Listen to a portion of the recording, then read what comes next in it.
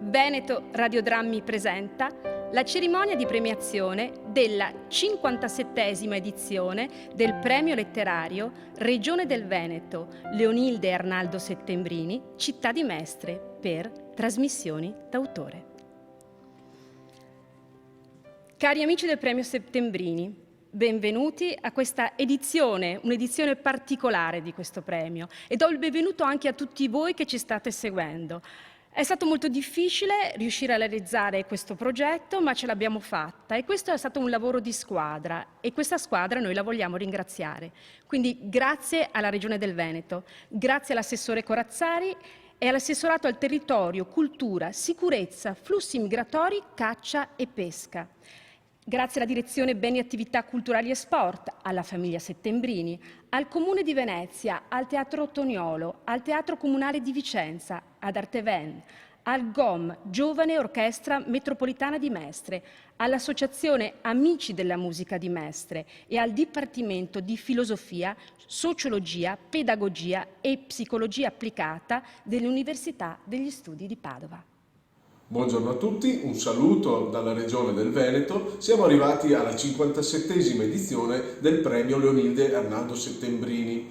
Una edizione molto particolare perché quest'anno, data l'emergenza Covid, si svolge in modalità telematica all'interno del circuito Radio Veneto Dramma di Arteven.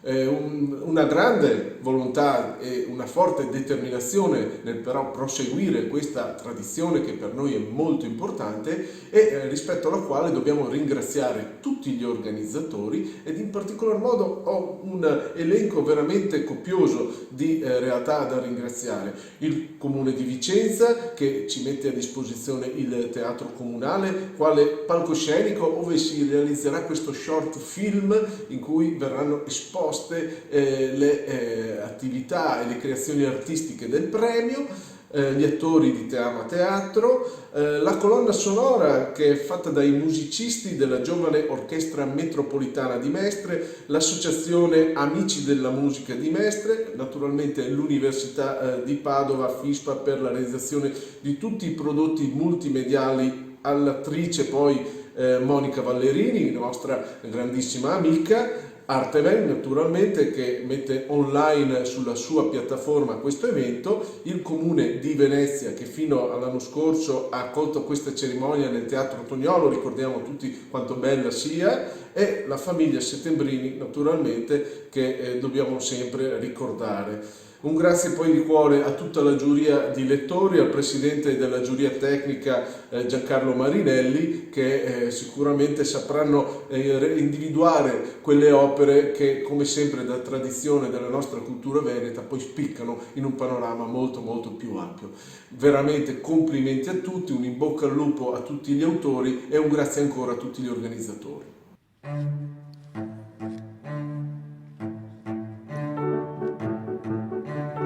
Nasce da una storia d'amore il Premio Regione del Veneto Leonilde e Arnaldo Settembrini, Città di Mestre.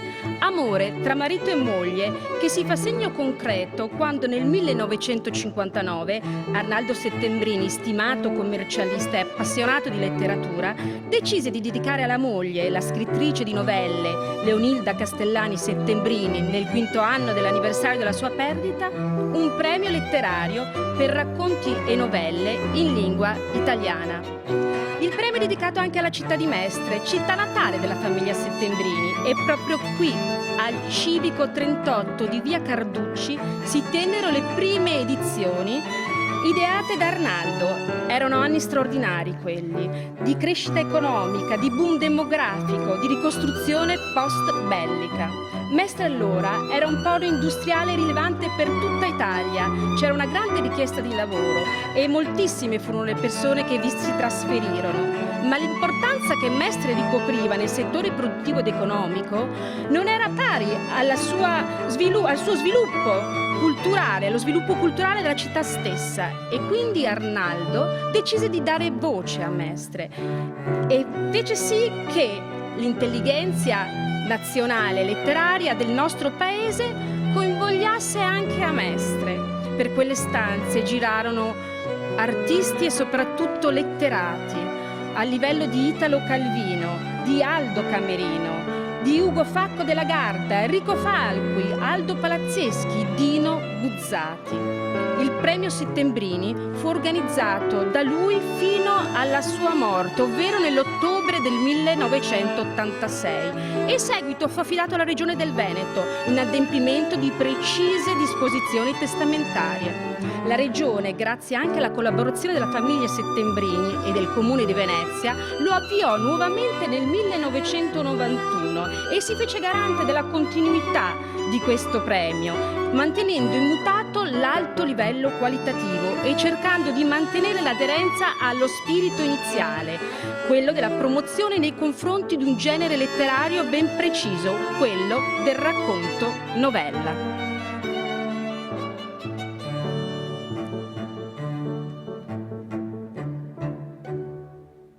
Come vi avevo detto, il premio Settembrini quest'anno ha subito delle variazioni. La giuria tecnica, come sempre, decreta la terzina finale. La giuria tecnica è così composta: il presidente Giancarlo Marinelli ed è poi composta da Simona Nobili, Emanuela Carbè, Massimiliano Forza e Manlio Piva. Appunto, questa giuria tecnica legge i libri che vengono presentati al concorso, sceglie la terzina e poi il vincitore lo decreta la giuria dei giovani, almeno questo è stato fino ad oggi. La giuria dei giovani era composta da studenti delle scuole superiori di Mestre e Venezia, che poi realizzavano anche i book trailer dei finalisti. Quest'anno non è stato possibile perché il voto sarebbe stato in presenza, quindi abbiamo deciso di rafforzare la sinergia con il Teatro Toniolo, che ha sempre ospitato la cerimonia della premiazione finale, e in collaborazione col Teatro Toniolo ed Arteven sono stati individuati 30 abbonati e questi 30 abbonati sceglieranno poi il vincitore dalla terzina proposta dalla giuria tecnica. Il voto sarà elettronico e noi scopriremo la loro scelta alla fine della nostra edizione della cerimonia di premiazione. Le 3 opere finaliste individuate dalla giuria tecnica sono Lo splendore del niente e altre storie di Maria Attanasio, edizioni Sellerio. Corpi speciali di Francesca Daloia, edizioni La nave di Teseo. E Attraverso la finestra di Snell, storie di animali e degli umani che li osservano, Paolo Pergola, edizioni Italo Svevo. Andiamo a conoscere più da vicino i nostri finalisti e cominciamo con Maria Attanasio e il suo Lo splendore del niente e altre storie. Sono Maria Attanasio e sono finalista al premio Settembrini. Devo dire che la cosa mi onora moltissimo, sia per essere finalista al premio, a questo premio di grande qualità e di grande risonanza nel paese, sia per i compagni di via avventura di questo, con cui sono finalista di questo premio. Volevo dire, ecco, io parlo della Sicilia e saluto gli organizzatori del premio, la Regione Veneta, le gentili signore che mi hanno contattato della Regione Veneta e tutti gli amici di Mestre, gli amici di Mestre del Veneto che mi hanno voluto in questo premio. Sono in questo premio per un libro che si chiama Lo splendore del niente e altre storie. Devo dire che sono molto contenta di esserci proprio perché questo premio, io scrivo, cioè parlo dalla profonda Sicilia, no? Da un luogo che si chiama Caltagirone, in provincia di Catania, non lontano dal vulcano, dall'Etna, che da questo paesaggio alle mie spalle si vede. E volevo, ecco, e sono contenta perché questo libro è una specie di, come dire, di collante tra sud e nord. E in questo momento di Covid ne abbiamo più che mai bisogno. Tra Caltagirone, dove nascono queste storie nascono dalla memoria del mio paese. Sono, diciamo, racconti storici che affondano nella memoria di questo paese Caltagirone. La memoria dei luoghi, un luogo non è mai un luogo puramente orizzontale, no? Ma un luogo è anche verticalità di sguardi, di pensieri, di memorie. che dentro ci stanno e oscuramente dormono dentro questo luogo. Ecco, queste le storie delle donne presenti in questo libro, che sono tutte storie di donne, sono tutte storie di donne, diciamo, ecco, che fanno parte della memoria storica di questa città.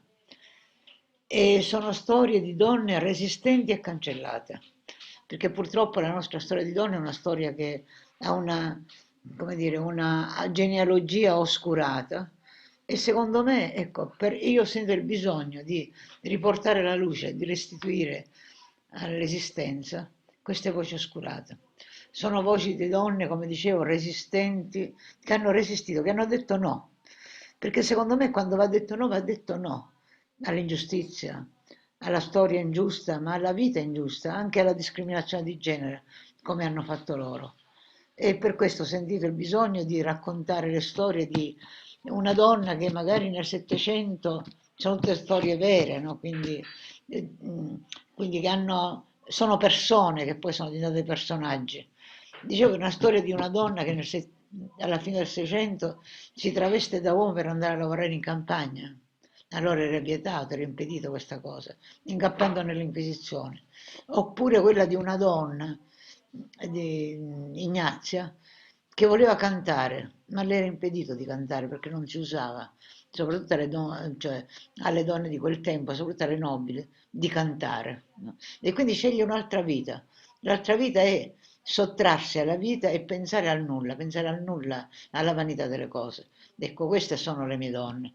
Queste donne che percorrono un secolo, dalla fine del Seicento fino alla fine del Settecento, cioè alla Rivoluzione francese, e che raccontano la nostra storia cancellata, la nostra storia di noi donne. Quindi sono donne di Caltagirone, ma potrebbero essere benissimo di Mestre, potrebbero essere benissimo di Venezia, di Roma, ecco, di quella storia oscurata di cui noi purtroppo, noi facciamo parte, ma che spetta a noi riportare alla luce e a cui restituire voce, parola ed esistenza.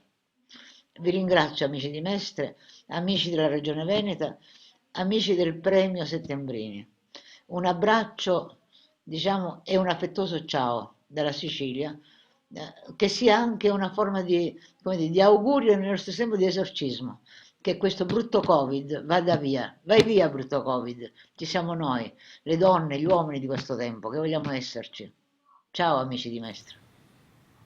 Ignazia era esattamente l'opposto di ciò che lei si aspettava. Da capricciosa bambina si era trasformata in eccentrica giovinetta che rifiutava la vita di società, preferendo al comodo e al lusso del suo palazzo un'angusta stanzetta nella zona servile. Era obbediente, ma di un'obbedienza asciutta, doverosa, da cui la madre si sentiva più intimidita che soddisfatta. Un'obbedienza talvolta apertamente rifiutata. Man mano che passavano gli anni, la baronessa sentiva un invalicabile muro sempre più dolorosamente separarla dalla sua singolare figlia, tanto diversa dalle figlie delle altre dame. Disprezzava ogni femminile apparato, inseguendo solo i percorsi tortuosi della sua mente, come se anima e corpo, religiosa devozione e mondana bellezza fossero in perpetua guerra. Ormai ventenne, Ignazia, ancora in quella disadorna stanza, se ne stava, tutto il giorno a pregare, a scrivere, a digiunare, come se un inconsolabile lutto la costringesse. La prima volta che il conte Traun la vide, così dimessa e ordinaria in confronto alle morbide forme e alla raffinata eleganza della baronessa, non riuscì a trattenere un moto di sorpresa. Ignazia era in totale contrasto con lo sfarzo, i comodi e gli agi domestici del palazzo. Quando però, durante la cena, ne incrociò gli occhi grigi, più curiosi che diffidenti verso il suo accento straniero, ne avvertì subito l'ignio temperamento. Ne ebbe conferma dopo il pasto serale, dalla conversazione che con lei intrattenne, un delizioso rituale che ogni sera si ripeté tra lo stupore e l'inattesa speranza dei genitori. Da mesi abituato agli elaborati e defatiganti cerimoniali verbali della nobiltà siciliana, restò fortemente impressionato dalla frontalità e dal lucido intelletto della giovane donna che intensamente, senza riserve, si coinvolgeva nella discussione, specie su temi religiosi, e lui, per trattenerla ogni sera, insisteva su quei temi il cui sviluppo era imprevedibile, finendo talvolta in un accanito contraddittorio teologico, tal'altra in intime e malinconiche riflessioni sull'esistenza. In questi casi fortemente lo turdava la radicale affermazione del niente di Ignazia.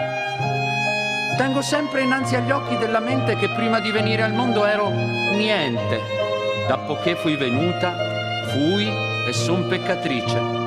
E quando passerò di questa vita, il mio corpo diverrà cenere. Gli aveva detto così una volta, un intransigente no alla vita e all'amore. Al suo amore pensava desolato il conte che, durante i suoi traffici diurni, attendeva con ansia crescente l'incontro serale, come se l'ulteriore conversazione potesse finalmente aprirgli le asserragliate stanze del suo cuore. Capiva che la disponibilità di Ignazia non era di cuore, ma di intelletto. Il suo pensiero non si trasmutava in armonia di pentagramma o di concetto, né si coagulava in parola. Centro di un mutevole campo di onde che dall'aria, dalla terra arrivavano a lei, l'attraversavano. In base ad esse lei distingueva il mondo e da esso si distingueva. Vibrazioni, accensioni, impulsi, ora densi e profondi, ora sinuosi ed epidermici, ora terrifici e paralizzanti come il nero vibrare di ogni acqua, fiume, stagno, cisterna, che con l'urgenza di un inarrestabile precipitare l'invadeva. Durava soltanto un attimo di un attimo, perché in lei l'esperienza non diventava mai memoria, compiutezza di pensiero, conoscenza, ma era invalicabile, presente, effimera percezione del suo esile corpo, della sua minuscola testa cavallina. Deforme, si sarebbe detta, se a lei si fosse applicato l'aureo canone dell'armonia e della divina proporzione che proprio in quel tempo Winckelmann teorizzava. Bellissima, invece, se per definirla si fossero considerate la delicata colorazione del suo corpo, la vibratilità degli arti e la grazia e la curiosità con cui attraversava l'esistenza, disponibile a ogni piacere, a ogni voluttà. Il desiderio del nuovo tutta la faceva scintillare, alla monogamia preferendo sempre nuovi amori. Lei non aveva nome, ma se uno ne avesse avuto, Levia sarebbe stato il più adatto alla leggerezza del suo esistere. Libertina e mutevole, amava ed era amata, smemorata vivendo, nel declinare del secolo dei lumi, la nicciana eternità dell'animo, il fuggevole. Inevitabile però la procreazione. Neonati che lei svagatamente abbandonava, si preoccupava soltanto di preparare loro un sicuro rifugio dove potessero crescere, svilupparsi, 3 volte morire e 3 volte rinascere dal buio della metamorfosi. Ma più che una fatica era un gioco. I suoi amanti, che spesso l'aiutavano, all'improvviso, a sua insaputa, la cerchiavano, prendendo lascivamente piacere con lei e lei con loro. Era la gioia smemorata e senza crepe dell'orgasmo che, generazione dopo generazione, oscuramente innerva ogni transitoria esistenza alla vita profonda e infinita dell'universo. Grazie ad Aristide Genovese e Pier Giorgio Piccoli di Te Ama Teatro. Un caloroso ringraziamento va anche ai maestri della GOM, Luca Penzo al violino, Tiziana Gasparoni al violoncello e Pierluigi Piran al pianoforte. Adesso vediamo Francesca Daloia con il suo Corpi Speciali. Vorrei ringraziare davvero sentitamente la giuria tecnica del Premio Settembrini che ha selezionato il mio libro Corpi Speciali nella terna dei finalisti. Per me è una sensazione molto, molto particolare, perché è come se proseguisse, se il cammino di questo libro proseguisse e continuasse a camminare nel solco magico che lo ha accompagnato sin dall'inizio, benché poi questo libro sia uscito in un momento difficilissimo, perché è uscito durante il primo lockdown. Ho subito sentito qualcosa appunto di magico che avvolgeva questo libro, secondo me dovuto proprio ai personaggi che vengono raccontati, alle persone che abitano questo libro, ai ritratti, ai racconti, perché ciascuno di loro rappresenta non soltanto per me qualcosa di speciale, ma probabilmente le persone che hanno letto il libro si sono resi conto dei sentimenti, dell'importanza e della grandezza di alcuni di questi personaggi, alcuni dei quali famosissimi, altri invece inspiegabilmente sconosciuti o poco conosciuti, che hanno capito forse perché mi ero così appassionata a queste persone, perché dentro di loro c'era qualcosa di speciale, appunto, e io ho cercato di restituire in modo sincero e appassionato le emozioni che queste persone mi hanno fatto provare. Alcune perché le ho conosciute direttamente, personalmente, per cui ho diciamo, trascorso con loro parte della mia vita, e altre invece che non ho mai conosciuto, non ho mai incontrato e che avrei desiderato forse conoscere, anzi sicuramente avrei desiderato conoscere, e che però ho cercato di raccontare con la stessa temperatura, lo stesso sentimento di riconoscenza, per avermi fatto provare delle cose molto importanti e molto belle. Quindi sono davvero felice che la giuria abbia riconosciuto questo sentimento, questo scambio d'amore. C'è stato uno scambio d'amore, cioè un continuo scambio d'amore in questo libro, che tutto sommato è proprio questo, è una sincera e grandissima dichiarazione d'amore. Quindi davvero rinnovo i miei ringraziamenti. Naturalmente c'è il rammarico di non poter trascorrere una serata insieme, di non poterci vedere veramente fisicamente, ma abbiamo trovato il modo comunque per sostituire e non per cancellare. Ecco, questo è un giusto adeguamento. Beh, ovviamente l'augurio è di vederci davvero invece in un futuro non troppo lontano. Per adesso grazie ancora davvero e a presto allora, a presto. Buona vita a tutti. E arriviamo così alla parabola finale, quella che me l'ha fatta ritrovare. È cominciata con una telefonata. Marco Risi, il mio ex marito ed ex fidanzato di Laura, tantissimi anni addietro. È strano quanto Laura abbia a che fare con i miei legami familiari. Mi disse che aveva recuperato il suo numero di telefono, le aveva parlato. L'ultimo domicilio di Laura era alla Dispoli, viveva lì da qualche anno e non vedeva più nessuno. Annotai il numero e la chiamai. «Ciao Laura, sono Chicca». La sua vocina da bambina faticava a emergere fra le parole impastate di tranquillanti e alcol, però c'era, era ancora lì, cristallina e innocente. Le chiesi come stava, pentendomene amaramente subito dopo. Lei rispose senza indugi. «Bene», disse, «sto bene». Poi cominciò a raccontarmi i sogni che faceva. Mi rivelò che aveva più volte parlato con Bibi, il soprannome di mia madre a cui era molto affezionata, che comunicava con i morti. A Marco disse che parlava con suo padre Dino e lo ripeteva con gioia, non un'ombra di tristezza nelle sue parole. Cominciammo a telefonarci a cadenze regolari, finché decisi che fosse giunto il momento di rivederla. E con Marco partimmo per la Dispoli. Una palazzina anonima, di recente costruzione, come quelle che si vedono ai margini della città. Il mare, pur vicino, non si vedeva né sentiva. Sul citofono la lettera L. Suonammo e poco dopo si aprì il portoncino di alluminio anodizzato. Al primo piano una porta socchiusa. Una vocina disse: entrate. L'interno era buio, le serrande abbassate e un odore di chiuso come di casa abbandonata da tempo. Stava seduta su un divanetto sfondato, nella penombra di una stanza spoglia.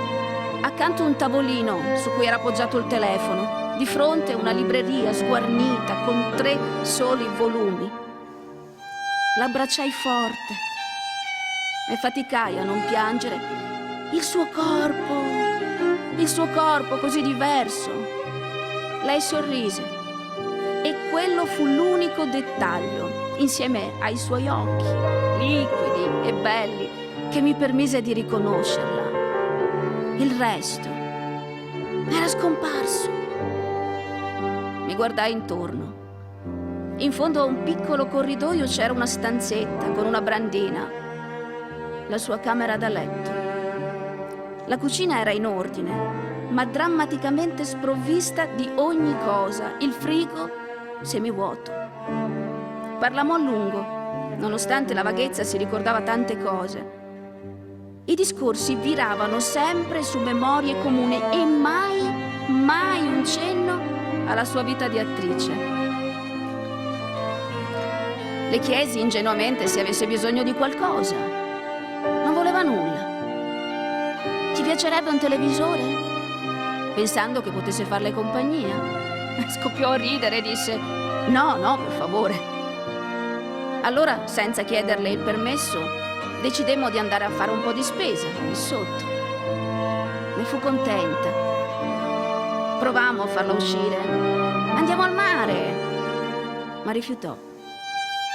Avrei voluto dirle tante cose, ma la persona che avevo davanti era una sconosciuta.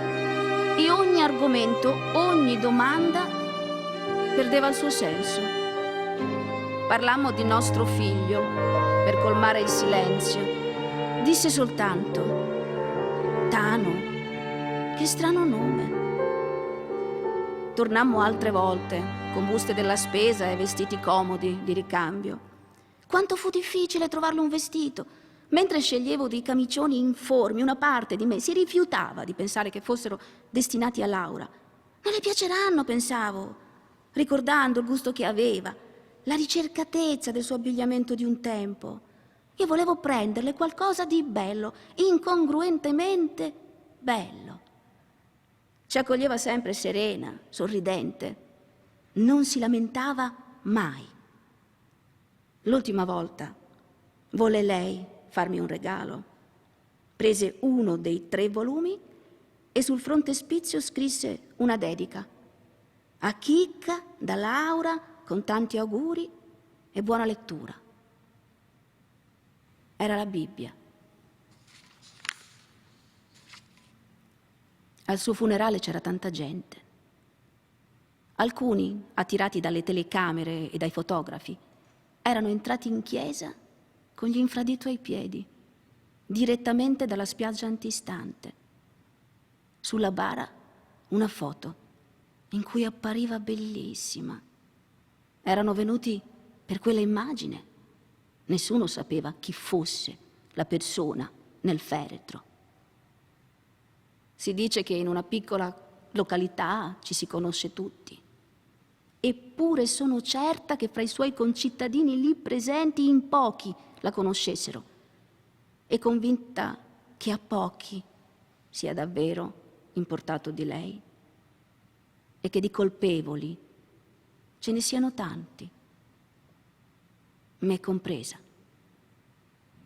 Grazie a Stefania Carlesso per averci portato nelle pagine di Corpi Speciali. E ora il terzo ed ultimo finalista di questo premio Settembrini 2020, Paolo Pergola, attraverso la finestra di Snell, storie di animali e degli umani che li osservano. Sono Paolo Pergola, di giorno faccio lo zoologo e di sera, anzi di notte, scrivo. E sono stato nominato nella terzina del premio Settembrini per questo libro, di cui andrò a parlare. Ma prima di parlare del libro vorrei spendere 2 parole sul racconto come forma letteraria, che è una forma letteraria un pochino bistrattata, non molto popolare. Eppure sono tantissimi gli scrittori che ci sono cimentati. In Italia, ad esempio, Calvino, Tommaso Landolfi, Celati, Malerba, Primo Levi, per non dire scrittori stranieri come Gogol, Cortázar, Carver e tantissimi altri. Ma al di là di questi nomi importanti, c'è da dire che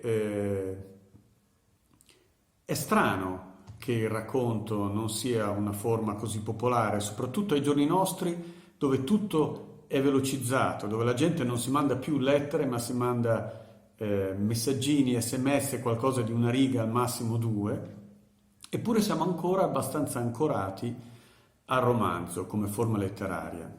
E quindi io spero che i racconti come forma letteraria vengano promossi. Sicuramente un modo di promuoverli è quello che sta cercando di fare il premio Settembrini, e spero che in futuro diventino una forma letteraria più popolare e più letta. Adesso vi vorrei parlare del libro partendo proprio dal titolo, Attraverso la finestra di Snell. La finestra di Snell è un cerchio che si vede quando uno è sott'acqua e guarda su verso la superficie, e attraverso questo cerchio uno può vedere da sott'acqua il mondo esterno terrestre, quindi potenzialmente chiunque guardasse da lì, non soltanto noi quando andiamo sott'acqua, ma anche tutti gli animali come i pesci, i delfini, le meduse, guardando lì ci potrebbero osservare quello che stiamo facendo. Quindi la finestra di Snell può essere anche una specie di canale di comunicazione.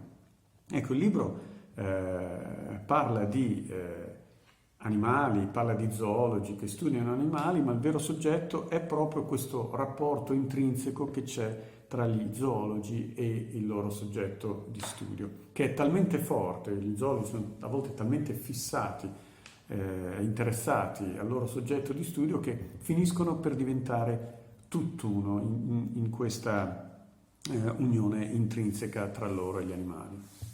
Vorrei anche parlare di come è venuta fuori l'idea di scrivere questo libro. In questo ci sono anche degli aneddoti, delle coincidenze particolari. Ad esempio, a me sarebbe piaciuto molto venire alla cerimonia di premiazione del premio Settembrini, ma questo non è possibile per via del Covid, che come sappiamo è nato a Wuhan, in Cina.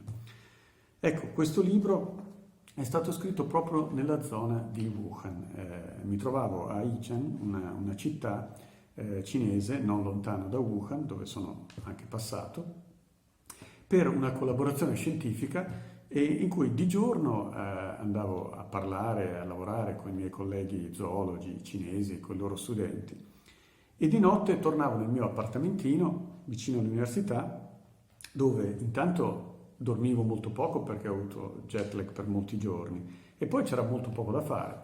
C'era una televisione che trasmetteva soltanto cose in cinese, trasmetteva soprattutto un thriller che ripeteva sempre tutte le notti. Dopo averlo visto 2 o 3 volte non è che fosse più interessante, sapevo come andava a finire ovviamente. E quindi, come succede quando uno si trova in una situazione un po' strana, aliena, come un'isola deserta o in un posto un po' inusuale, mi sono iniziati a venire su dei ricordi di personaggi che io ho conosciuto più o meno direttamente, ovviamente nel mio mondo lavorativo, quindi di zoologi, e con questi ricordi ho iniziato un pochino a trasoldarmi, a giocare, a pensarli in maniera diversa, anche traslata, e a un certo punto mi sono anche messo direttamente a scriverli. E quindi praticamente è così, in questa atmosfera un po' surreale, in cui io di giorno cercavo di comunicare ed era anche abbastanza difficile con i miei colleghi cinesi. Delle volte la sera andavamo a cene, anche lì con comunicazioni un po' diverse, con cibi ovviamente abbastanza particolari, diversi dagli usi nostri, e le notti passate a vedere questo thriller ripetuto, piano piano ho fatto una trasposizione in cui sono nati questi racconti, questi ricordi proprio nell'ambito di questa esperienza abbastanza surreale della mia permanenza in Cina quell'estate. Questa storia dello squalo di Groenlandia non è così lontana nel tempo come quando i mitocondri entrarono dentro di noi, ma si tratta comunque di un bel po' di tempo fa. E in un certo senso è anche la storia di Anders Dahl Jacobsen. All'inizio della sua carriera scientifica di zoologo, Anders Dahl si era occupato di pesci piuttosto piccoli, le aringhe, ogni tanto anche di qualche merluzzo oppure di remore. Da qualche anno invece Anders Dahl aveva intrapreso il suo nuovo percorso scientifico che, detto in altre parole, vuol dire che aveva trovato un nuovo giochino, lo squalo di Groenlandia. Non si sa bene come sia iniziata questa cosa, se sia iniziata piano piano oppure sia stata una fulminazione. Ma tutto, più o meno, iniziò con un aneddoto. Negli anni 50 furono pescati e rilasciati alcuni squali di Groenlandia. Come spesso si fa negli studi ecologici, i pesci furono catturati, misurati e poi marcati. In questo modo, se un giorno capita di ricatturare un animale marcato, si può vedere di quanto si è spostato e di quanto è cresciuto nel frattempo. Difatti, quando uno di questi squali è stato davvero ricatturato 5 anni dopo, l'hanno misurato. Era cresciuto di soli 5 centimetri, una media di 1 centimetro all'anno. Siccome era sui 5 metri, facendosi 2 calcoli e paragonandolo alle curve di crescita di altri squali, il fatto che fosse cresciuto così poco per uno squalo di 5 metri poteva significare che aveva un bel po' di anni, decine di anni, centinaia di anni. Tutto questo ovviamente era una speculazione, non lo si poteva sapere con esattezza, però questo aneddoto su di un solo animale suggeriva che vivessero a lungo.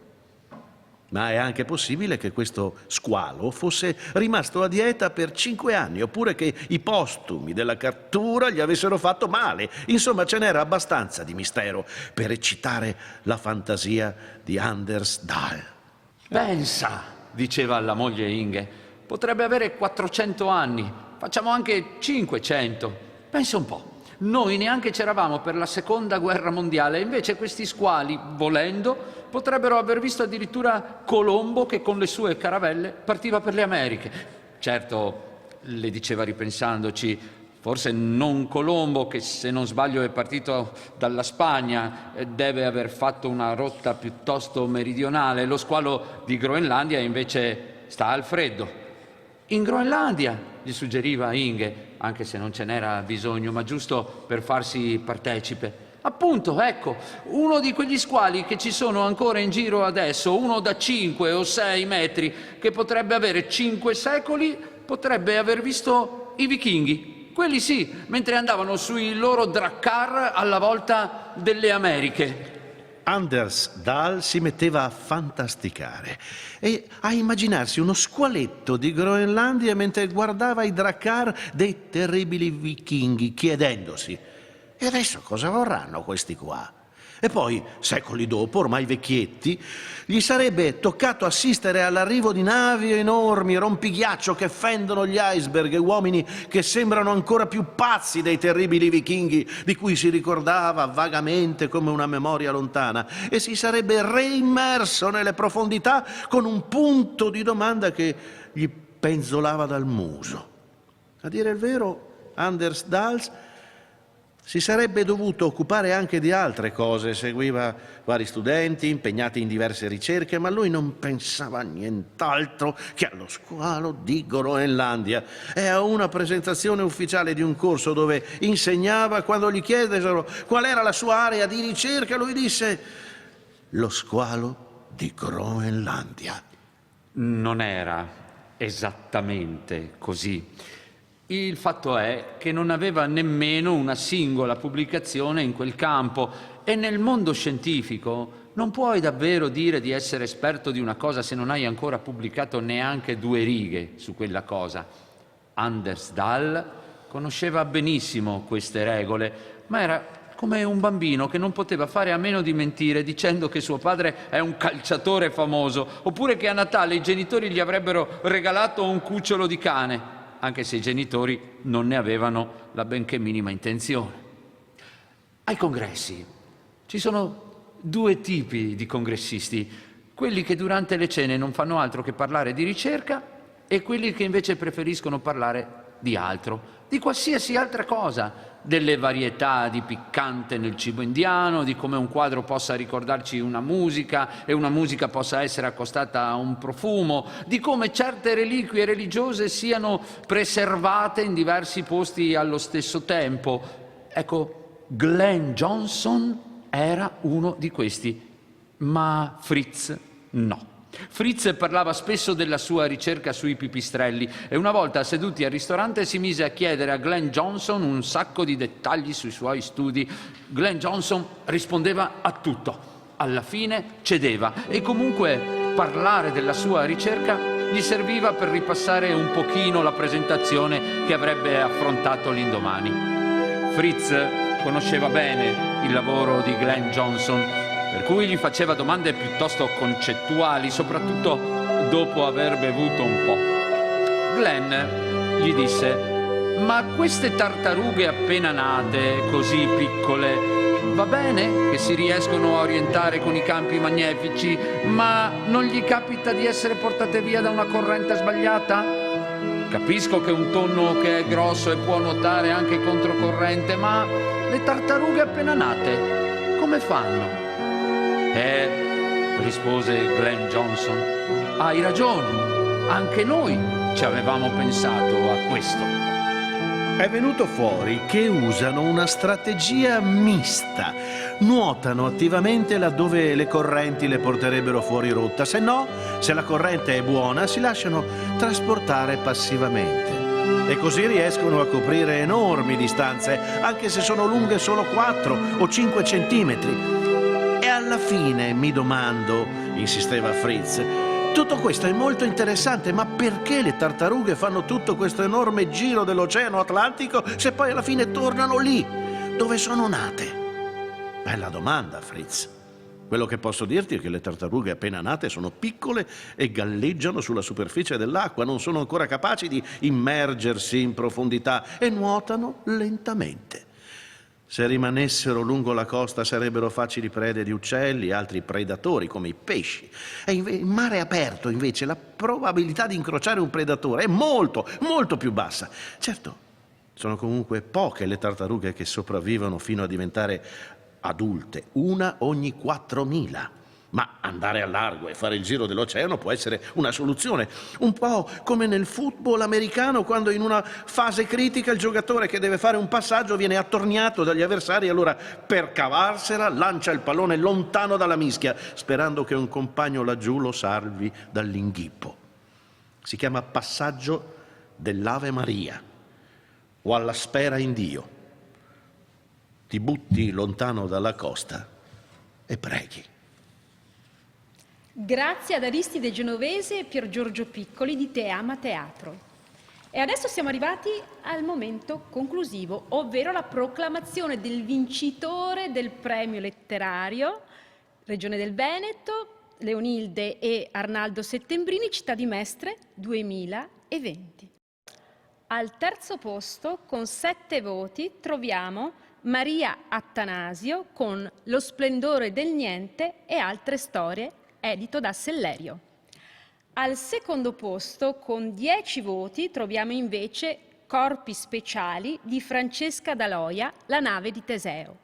E al primo posto, con 13 voti, troviamo Paolo Pergola, Attraverso la finestra di Snell, storie di animali e degli umani che li osservano, edizioni Italo Svevo. Ritorno a ringraziare per il loro contributo la Regione del Veneto, l'Assessorato al Territorio, Cultura, Sicurezza, Flussi Migratori, Caccia e Pesca, la Direzione Beni e Attività Culturali e Sport, la famiglia Settembrini, il Comune di Venezia, il Teatro Toniolo, il Teatro Comunale di Vicenza, Teama Teatro, Arteven, GOM, Giovane Orchestra Metropolitana, l'Associazione Amici della Musica di Mestre, il Dipartimento FISPA, Università degli Studi di Padova, e grazie di cuore a tutti voi che ci avete seguito. E vi lascio con un piccolo assaggio di ciò che vedrete l'anno prossimo nel Premio Settembrini 2021. Grazie e buona visione a tutti.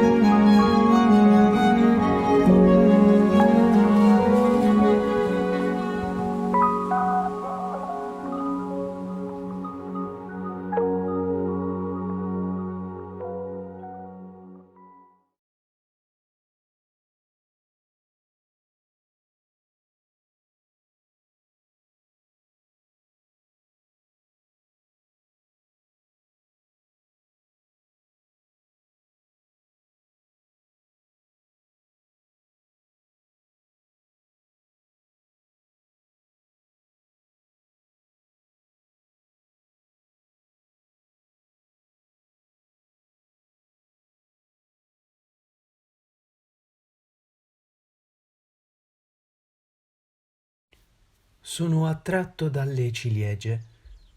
Persino quell'inverno nella steppa russa le sognavo, persino in campo di concentramento.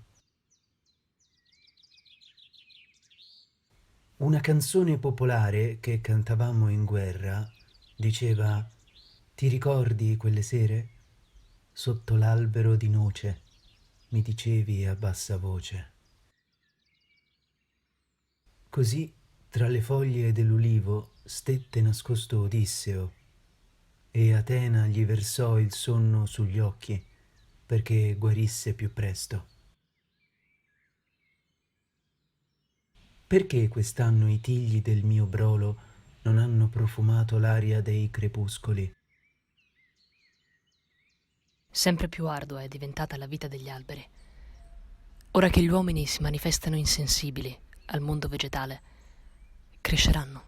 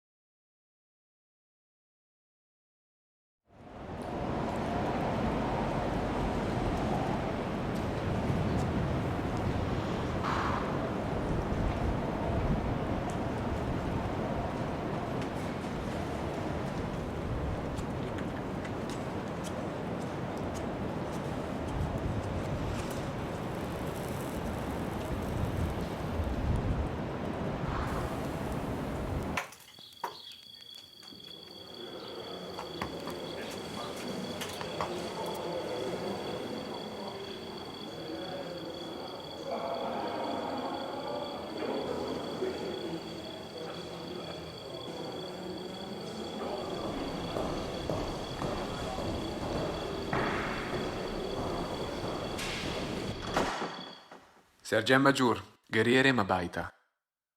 Sergeant Major, guerriere Mabaita.